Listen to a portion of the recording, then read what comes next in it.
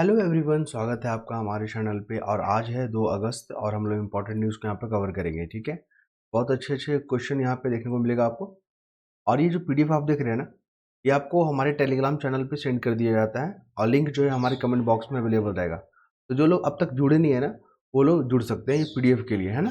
चलिए, और इस पीडीएफ का फ़ायदा ये है ना, इसमें जितने भी नेसेसरी वाले न्यूज़ हैं जो कि एग्जाम में पूछे जाते हैं डायरेक्ट ना, उसी को यहाँ पे कवर किया गया है। बाकी अननेसेसरी वाले न्यूज़ को यहाँ से दरकिनार कर दिया गया है। ठीक है, ये क्वेश्चन है आप लोगों के लिए। देखिए, क्वेश्चन पूछा गया था, यूपी पीसीएस में पूछा गया था। जो सिविल सेवा है उसमें सुधार करने के लिए एक कमेटी बैठा था, पीसी होटा कमेटी। ठीक है, तो कब बना था आप कमेंट में बताइएगा। 2003, 2004, 2005, 2006। ठीक है, तो यहाँ से क्वेश्चन ऐसे भी याद रखिएगा, पीसी होटा कमेटी जो है सिविल सर्विसेज के लिए जो यहाँ पे जुड़ा हुआ है, उसके सुधार के लिए जुड़ा हुआ है। ये बना था, आई थिंक आप लोग कमेंट में बताइएगा मुझे, है ना। चलिए, अब आते हैं हम लोग अपने टॉपिक पे जो कि बहुत इंपॉर्टेंट है। देखिए, यहाँ पे 7 सदस्यीय पीठ ने 5 न्यायाधीशों की पीठ के फैसला में 6-1 की बहुमत। कुल मिलाकर आपको बता दें, ओबीसी आपको पता है ना, अदर बैकवर्ड कास्ट फॉर्म निकलता है तो इसमें पूछता है ना कि आप क्रीमी लेयर के अंतर्गत आते हैं या नॉन क्रीमी लेयर के अंतर्गत। तो आरक्षण में लाभ किसको मिलता है? इसको मिलता है जिनका 8 लाख से कम सैलरी है। ठीक है, तो जिनका इनकम 8 लाख से कम सैलरी है परिवार की अगर बात करें तो उनको जो ओबीसी के दायरे में रखा जाता है और उन्हीं को लाभ मिलता है। तो याद रखिएगा एनसीएल। तो अब जो एसटी एससी जो कम्युनिटी है ना, उसमें भी जो है अब सुप्रीम कोर्ट ने कहा कि मलाई दायर वाले जितने भी लोग हैं ना, अब उनको बाहर किया जाएगा। एसटी एससी में जिनको आरक्षण का लाभ मिल चुका है उनको अब लाभ नहीं मिलेगा, बल्कि जो एसटी एससी समुदाय में जो पिछड़ चुके हैं, जिनको अभी तक आरक्षण का लाभ नहीं मिला है, उनको यहाँ पे प्रायोरिटी दिया जाएगा। तो जो जो एनसीएल का जो कॉन्सेप्ट था ओबीसी में, नॉन क्रीमी लेयर, अब यही कॉन्सेप्ट को एससी एसटी में लागू किया जाएगा, जो कि बहुत अच्छा कदम है यहाँ पे। ठीक है, क्योंकि आप देखोगे ना, आदिवासियों में या जो भी एसटी या एससी कम्युनिटी है, उनमें इतने पिछड़े लोग हैं कि उनको अभी तक आरक्षण का लाभ नहीं मिला है, वो बहुत हाशिए पे जी रहे हैं। तो उनको भी उठाना, ठीक है, मुख्य धारा से जोड़ना सरकार की जिम्मेवारी है। ध्यान रखिएगा इसको। आपको बता दें, यहाँ पे सुप्रीम कोर्ट के जो जज दिख रहे हैं ना, है ना, तो सुप्रीम कोर्ट का जज वर्तमान में कितना है? 34। याद रखिए, ये सब क्वेश्चन पूछा गया है। और ये हमारे हैं सीजीआई डीवाई चंद्रचूड़। याद रखिए, ये भी फैक्ट डायरेक्ट क्वेश्चन पूछेगा आपसे।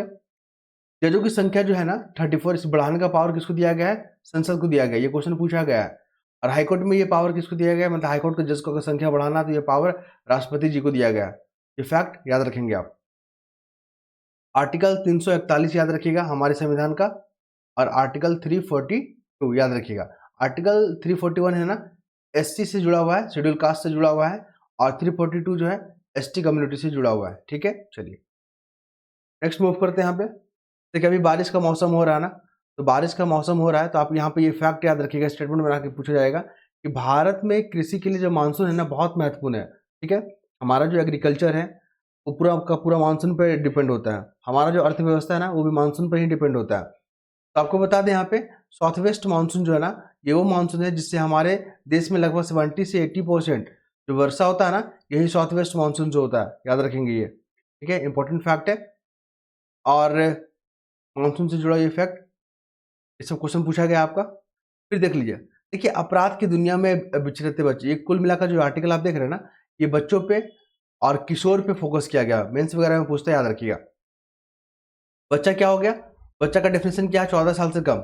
ठीक है, 14 साल से कम को बच्चे बोलते हैं, चाइल्ड बोलते हैं। किशोर किशोर बोलते हैं जो 14 साल से तो ऊपर है।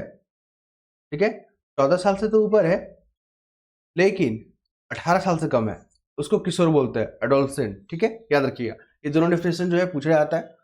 ये हो गया। साथ ही हम यहाँ पर देखेंगे कि जो समाज है, समाज में जो चेंजेस आ रहा है, समाज में जो परिवर्तन आ रहा है, किसके कारण से आ रहा है? ग्लोबलाइजेशन के कारण आ रहा है। पहला फैक्ट याद रखिएगा, समाज में जो परिवर्तन है अर्बनाइजेशन के कारण आ रहा है, इंडस्ट्रियलाइजेशन के कारण आ रहा है, फिर यहाँ पे मॉडर्नाइजेशन के कारण ये सब जो है परिवर्तन देखने को मिल रहा है, समाज में परिवर्तन। तो जब समाज में परिवर्तन आया तो बच्चों में भी परिवर्तन देखने को मिलता है।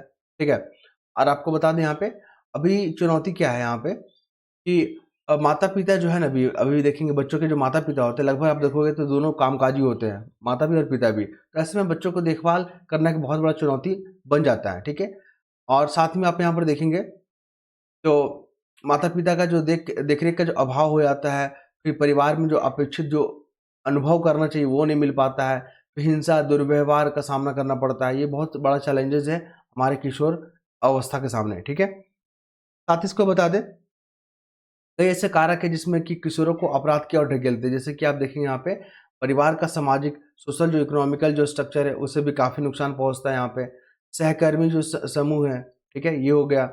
फिर यहाँ पे शैक्षणिक विफलता, एजुकेशन में पिछड़ापन, फिर नशीली दवाओं का लत। अब देखें छोटे छोटे बच्चे लोग जो है ना डायल्यूटर लेके जो है ना स्मेलिंग करते रहते हैं ना, तो इससे क्या होता है वो लोग क्या धीरे धीरे वो अपराध की दुनिया में वो शुमार होते जाएंगे। वो बेरोजगारी यहाँ पे, ठीक है, अनएम्प्लॉयमेंट, एजुकेशन ठीक नहीं होना, हेल्थ फैसिलिटी ठीक नहीं होना, और ये तमाम कारण से जो है बच्चे जो है जो किशोर हैं वो अपराध की श्रेणियों में चले जाते हैं। फिर देख लीजिए यहाँ पे लोकसभा में आपदा प्रबंधन संशोधन विधेयक पेश हुआ है। तो आपको बता दें आपदा प्रबंधन जो है ना, क्वेश्चन पूछा गया, ये हाल के एग्जाम में हुआ था ना, उसमें पूछा गया कि आपदा जो प्रबंधन जो सब्जेक्ट है ना वो किस मिनिस्ट्री के अंतर्गत आता है, तो होम मिनिस्ट्री, याद रखिएगा। पहला फैक्ट ये हो गया। हाँ, जेपीएससी का मेंस में ये क्वेश्चन पूछा गया था, ये हो गया। साथ ही आपको बता दें एनडीएम नेशनल डिजास्टर मैनेजमेंट जो अथॉरिटी है, इसके जो अध्यक्ष होते हैं ना वो पीएम होते हैं। तो फैक्ट हो गया। और ये भी क्वेश्चन पूछा गया है 2005 में जो कानून बना है आपदा प्रबंधन अधिनियम, ठीक है, आपदा प्रबंधन अधिनियम 2005 का जो है ना आपको कोरोना काल में बहुत यूज हुआ था। आप लॉकडाउन वगैरह देखे थे ना, जो लॉकडाउन लगाने का जो प्रावधान था वो एनडीए जो एक्ट है 2005 और 1897 का जो था ना महामारी एक्ट, ये दोनों का यूज किया गया था। तो इस फैक्ट को भी याद रखेंगे आप।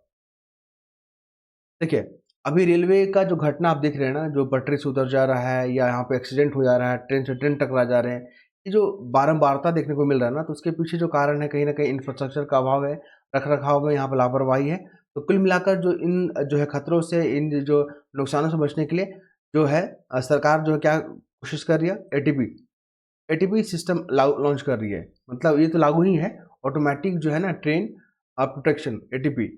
और एक कवच याद रखिएगा, कवच जो है ना 2016 में इसको लॉन्च किया गया था, ठीक है। कवच का सिस्टम क्या है ना, जो ट्रेन आमने सामने से अगर आ रही है ना, तो यहाँ पे एक सेंसर जो लगा होता है जो एक दूसरे का ऑटोमेटिक ब्रेक को लगा देगी, ठीक है। तो कवच प्रणाली जो है पूरे को रेलवे सिस्टम में लगाने की बात चल रही है। फिर देख लीजिए वही ओबीसी वाला मसला है। ओबीसी में जो नॉन क्रीमी लेयर का जो कॉन्सेप्ट है ना, यही चीज़ आपका एसटी एससी में भी लाने की बात हो रहा है। तो आप यहाँ पर देख लेंगे आर्टिकल 16 जो है ना हमारा संविधान का अनुच्छेद 16 उसमें आरक्षण के बारे में बात करता है। बल्कि आरक्षण के बारे में किस आर्टिकल में बात करता है, तो आर्टिकल 16 याद रखिएगा, ठीक है। और यहाँ पे बताया गया है कि मान लीजिए अभी आप एसटी एससी कम्युनिटी में देखेंगे ना, जिनको आरक्षण का लाभ पूरा मिल रहा है, उनके दादा ग्रुप ए जॉब में है, उनके पापा ग्रुप ए जॉब में है और वो खुद ग्रुप ए जॉब में है, तो इन्हीं को सिर्फ लाभ मिल रहा है। और इन्हीं कम्युनिटी में आप देखोगे ना जिनको अभी तक कुछ लाभ नहीं मिला, एकदम हाशिए पे जी रहे हैं, उनका जीवन ऐसा है ना कि 100 रुपया भी वो मंथली हमको लगता है कमा नहीं पा रहे होंगे, ऐसा ऐसा कंडीशन उनका, तो उनको आरक्षण का लाभ मिलना चाहिए ना। यही बात यहाँ पे सुप्रीम कोर्ट ने कहा है कि पहली पीढ़ी को अगर आरक्षण का लाभ मिल जाता है, जैसे मान लीजिए उसको दादा को मिल गया तो उसके बच्चा को क्यों मिलेगा, ठीक है। तो इसी पे ध्यान रखा गया है कि पहली पीढ़ी को ही आरक्षण मिलना चाहिए, और पहली पीढ़ी को मिल जाता है तो दूसरी पीढ़ी को नहीं मिलना चाहिए। ये आर्टिकल आप पढ़ सकते हैं, यहाँ पे ध्यान रखिएगा। और ये बहुत अच्छा कदम है कि जो क्रीमी लेयर का कॉन्सेप्ट जो है ओबीसी में है और ये अब एसटी एससी कम्युनिटी में भी लागू होगा। और ये हम लोग आर्टिकल बहुत पुराना डिस्कस कर रहे थे, जब भी हम आर्टिकल पढ़ते थे इसके बारे में तो बोलते थे कि यहाँ पर भी ओबीसी लाने की बात चल रहा है, और देखिए सुप्रीम कोर्ट ने इस फैसले को माना। आर्टिकल 341 एंड 342 याद रखिएगा। 341 है जो आपका एससी से जुड़ा हुआ है और 342 जो है आपका एसटी से जुड़ा हुआ है, ये दोनों फैक्ट को याद रखेंगे। फिर देख लीजिए यहाँ पे सरदार पटेल जी के बारे में हम बात करते हैं यहाँ पे। तो पहला जो होम मिनिस्टर थे हमारे देश के, पहले होम मिनिस्टर कौन थे, सरदार वल्लभ भाई पटेल, याद रखिएगा, पहला फैक्ट हो गया यहाँ पे। दूसरा कि आरएसएस से भी क्वेश्चन पूछा गया, 1925 में ये बना था, है ना। तो ये दो फैक्ट भी याद रखेंगे आप इस आर्टिकल में। फिर देखिए हमारे लोकसभा स्पीकर है, आपको बता दें आर्टिकल 108 में जो है ना संयुक्त बैठक के बारे में बात करता है। मान लीजिए कुछ साधारण विधेयक है जिसपे साधारण जो विधेयक या बिल है उस पर लोकसभा और राज्यसभा के बीच में सहमति नहीं बन पा रहा, तो यहाँ पे joint committee, joint session, joint, ठीक है, कमेटी का यहाँ पर प्रावधान किया गया आर्टिकल 108 में, याद रखिएगा। उसके अध्यक्ष कौन करेंगे, तो ये करेंगे लोकसभा स्पीकर करेंगे, और राष्ट्रपति इसको आहूत करते हैं कि हाँ ऐसा जो है यहाँ पे बनना चाहिए ज्वाइंट कमेटी। चलिए नारी शक्ति वंदन अधिनियम, ये भी याद रखिएगा, क्वेश्चन पूछ रहा है इस बार। नारी शक्ति वंदन अधिनियम जो है ना, नारी शक्ति, तो 1/3 जो जो रिजर्वेशन है लोकसभा में और विधानसभा में महिलाओं का, उस बिल का नाम क्या है, नारी शक्ति वंदन अधिनियम, जो कि पारित हो गया है लेकिन अभी तक लागू नहीं किया गया है, ठीक है। तो अगला जब इलेक्शन होगा ना 29 वाला, तो उसमें इसको लागू कर दिया जाएगा। तो इस फैक्ट को याद रखिएगा। ये हमारे प्रधानमंत्री जी हैं, याद रखिएगा, हम विकास का समर्थन करते हैं, विस्तारवाद करें। तो ये हमारे प्रधानमंत्री जी चाइना के संदर्भ में गए हैं। ये चाइना जो है विस्तारवादी पे ज़्यादा जोर देता है और हम लोग विकासात्मक। 2047 तक याद रखिएगा हमें डेवलप कंट्री बनना है, पहला लक्ष्य ये है। दूसरा है एक्ट ईस्ट नीति। हम अपने जो है ना एक्ट ईस्ट, हाँ, नीति। ये जो नीति आप देख रहे हैं ना, तो हमारे जो भी पड़ोसी कंट्री हैं, जो दक्षिण पूर्वी जो कंट्री है, उनके साथ हमारे संबंध को मजबूत कराने के लिए एक्ट ईस्ट नीति को यहाँ पर लागू किया गया है। ये हो गया। साथ ही आप बता दें हमको, तो आसियान भी देखिए न्यूज़ में चल रहा है। तो आसियान कब बना था? आसियान बना था 1967 में। 19 माफ कीजिएगा 1967 में बना था। ठीक है। और इसमें जो वियतनाम जो है ना आसियान का मेंबर है। तो ये आर्टिकल जो है आसियान और भारत के बीच में संबंधों को रेखांकित करता है। फिर यहाँ पर देख लीजिए, अभी हमास जो है ना, हमास और इजराइल के बीच में जो है यहाँ पे युद्ध चल रहा था। हमास जो है फिलिस्तीन में एक चरमपंथी समूह है, फिलिस्तीन है ना। अब है हिजबुल्ला आ गया है। हिजबुल्ला भी एक चरमपंथी समूह है जो लेबनान में है, लेबनान में। ठीक है, याद रखिएगा। ये दोनों भी, हिजबुल्ला और हमास से क्वेश्चन पूछा जा सकता है। और इसराइल और लेबनान के बीच में जो सीमा साझा करता है ना, ब्लू लाइन, याद रखिएगा। ब्लू लाइन जो है ना, यहाँ पे जो सीमा साझा करता है। इसराइल के साथ कौन कौन सा कंट्री टच करता है आपको पता ही है। देखिए यहाँ पे गोलन हाइट्स याद रखिएगा, यहाँ पे गाजा पट्टी याद रखिएगा, यहाँ पे वेस्टर्न बैंक। इसराइल के अंतर्गत ये तीनों है, जिसपे तीनों पे इसराइल यहाँ पे कंट्रोल करता है। उसके बाद यहाँ पे आ जाइए। देखिए लेबनान छोड़ने का सख्त परामर्श, हमारे जो इंडियन एम्बेसी है वहाँ पे बोला गया है कि आप लोग जल्द से जल्द जो है लेबनान को खाली कर दे, क्योंकि वहाँ पे जो स्थिति जो है तनावपूर्ण बनने वाला है। इसराइल वहाँ पे हमला कर रहा है। ठीक है, तो वहाँ से आप लोग को हट जाना चाहिए और कोशिश करना चाहिए कि इन क्षेत्रों से दूर रहे थोड़ा सा। ठीक है, क्योंकि ये टेंशन वाला एरिया बना हुआ है। गोलन हाइट्स देखिए न्यूज़ में आ गया ना, गोलन हाइट्स क्वेश्चन पूछता है। ये इसराइल है, इसराइल का जो नॉर्थ वाला इलाका ना, यहाँ पे गोलन हाइट्स देखने को मिलेगा। यहाँ पे क्या देखने को मिलेगा? वेस्टर्न, क्या वेस्टर्न मिलेगा देखने को यहाँ पे। और यहाँ पे गाजा पट्टी, ठीक है, वेस्ट बैंक यहाँ पे मिलेगा, वेस्ट बैंक, गाजा पट्टी और यहाँ पे गोलन हाइट्स, तीनों को इसराइल यहाँ पे कंट्रोल करता है। देखिए यहाँ पे राष्ट्रीय शिक्षा नीति के बारे में बात कर रहा है, नेशनल एजुकेशन पॉलिसी। आपको पता ना 2020 में आया था, तो 34 साल के बाद ये आया है। इसके पहले आया था 1996 में। ये क्वेश्चन पूछा गया है 34 साल, 34 के जगह लिख देता है 44 साल। ठीक है, तो कंफ्यूज नहीं करना है। ये हो गया। साथ ही आपको ये बता दें, यहाँ पे जो हमारा अभी जो भारत है, भारत में जो युवा आबादी है वो सबसे अधिक है। देखिए ये बहुत अभी न्यूज़ में आ रहे हैं, इन्होंने भी ओलंपिक में सिल्वर मेडल जीता है और ये टर्की के प्लेयर हैं। कहाँ के हैं? टर्की के हैं। ये देख रहे हैं, नॉर्मल ग्लास पहने हुए हैं, नॉर्मल ईयर प्लग लगाए हुए, और ये शूटिंग कर रहे हैं। ठीक है, अभी अगर आप देखोगे जो प्लेयर इसमें पार्टिसिपेट करते हैं शूटिंग में, तो बहुत अच्छे अच्छे इक्विपमेंट पहन के आएंगे। ठीक है, प्रोटेक्टिव इक्विपमेंट पहन के आएंगे ताकि इनको दिक्कत ना हो। लेकिन ये ऐसे प्लेयर है ना कि नॉर्मल से आए और शूटिंग किए और सिल्वर मेडल जीत लिए। ठीक है, तो ये बहुत सुर्खियों में है। टर्की का प्लेयर, इनका नाम याद रखिए, यूसुफ मेकक करके नाम है इनका, है ना।